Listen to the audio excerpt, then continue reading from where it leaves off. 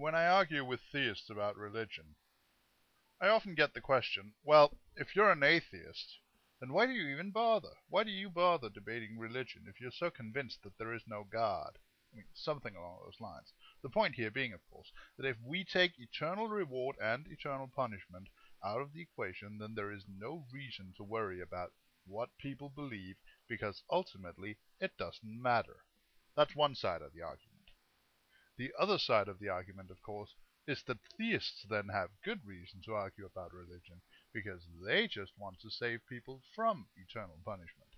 That's right, they're just doing it out of the kindness of their hearts. And sometimes they'll even come out and say that outright. I'll give this argument its due. It's actually pretty clever. Instead of attacking our position, which of course is pretty hopeless for a theist to begin with, they attack our will to even fight. I don't know if anyone's actually bought this argument, but I'd imagine so, because it really is quite compelling somehow. The temptation to just go, okay, it doesn't matter, who cares, move on with my life, is pretty great, because let's face it, in the end, we all just want to relax. Well, I know I do anyway. But see, the thing is, if there is no afterlife, then what we do here in this life suddenly matters a whole lot more. Because, like it or not, there are no second chances. If you regret something in your life, the only time you have to change it is right now. And I like to think that it's a normal human reaction to see something wrong with the world, to see injustice or hatred or whatever, and to want to do something about it. If I stand idly by and watch as a theist indoctrinates a child, am I then not guilty of that indoctrination? It's kind of the same argument as my argument against pacifism. If you do nothing when faced with injustice, then you are guilty of that injustice. On the other hand, if you do the best you possibly can, no matter how little or how much that is, then no one can blame you if you fail. I am not afraid of failure. I am afraid of not being able to look into my own eyes in the mirror.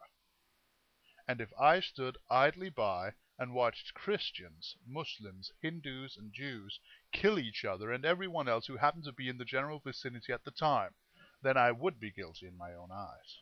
And that I could not bear. At this point in my life, I have to live with the guilt of having indoctrinated, helped indoctrinate, and supported the indoctrination of hundreds into evangelical Christianity.